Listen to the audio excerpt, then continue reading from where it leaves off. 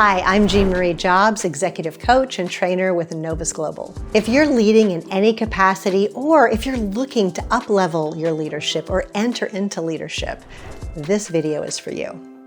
Research says that most of us believe that we are self-aware. I think the number I read is 95% of people believe that they're pretty self-aware. In reality, only about 12% of people are really self-aware. And if you're like me and you hear that stat, you are automatically putting yourself in that 12%. Jeffrey Musselwhite, who's a Harvard scholar, once said, self-awareness is one of the most underutilized and underemphasized aspects of leadership. So let's take a look at what is self-awareness and what is it not? Because it is a really important part of leadership, of relationship, of development, of growth. Tasha Eurich, in her book Insight, defines self-awareness as the will and the skill to see yourself and to see how others see you, as well as seeing others.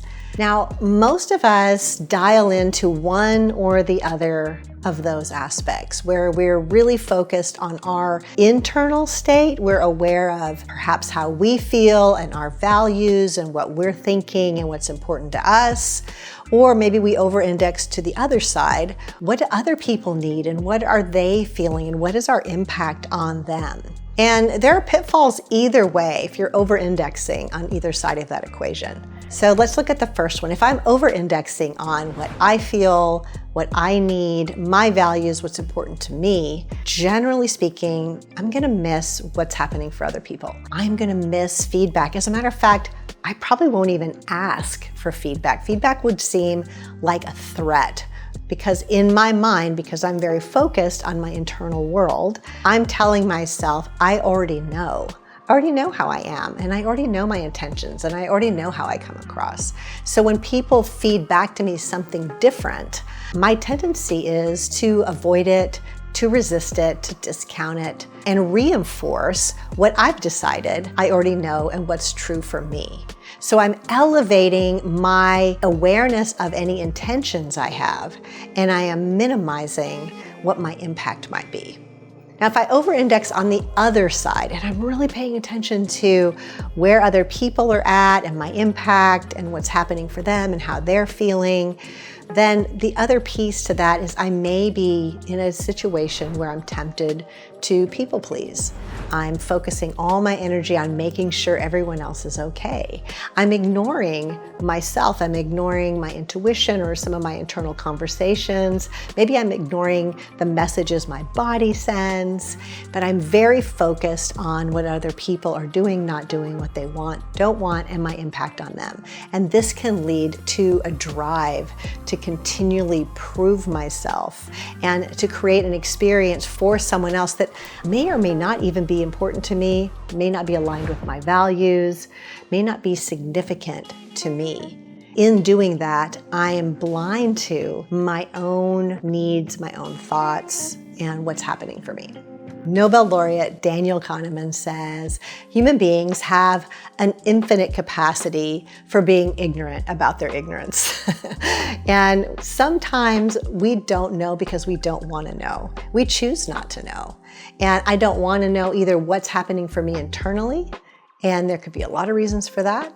I don't want to know what's happening for other people or my impact on them. There could be a lot of reasons for that. And either way, we're mitigating and minimizing our ability to be fully self-aware. Let's take a look at a couple of things to determine what self-awareness is not. One thing I've noticed is pretty common is people ruminating on the future, what could happen, what couldn't happen, what should happen. And as they play out all of these scenarios in their mind, they label that as self-aware. That is not self-awareness. That is rumination. That could be anxiety. That could be over-preparedness or hypervigilance. But it is not self-awareness. Because remember, self-awareness includes the will and the skill to see myself, to be aware of myself, and also to be aware of other people and my impact on other people. Self-awareness is not putting your feelings onto someone else. Hey, I feel this way about this, and so you probably do too. That's called projection. That is not self-awareness. And oftentimes when people have very strong or big feelings, they tend to extrapolate them to the people around them without checking in. So if you were going to rate yourself today, how would you rate yourself? And since that's probably not the most helpful metric, how would your team rate you? How would your family rate you? What about the people that you interact with every day? Have you sat down and asked them, had the conversation? Hey, how self-aware do I seem to you? And what's missing? What could be missing? How could I elevate my awareness of myself and my impact on you? I wonder what would transform at home or at work or in your community if you decided to turn up the dial on your self-awareness. If this was resourceful for you, please like, ring the bell, share with your friends, make a comment. And I have some other videos on self-awareness right there in the link below.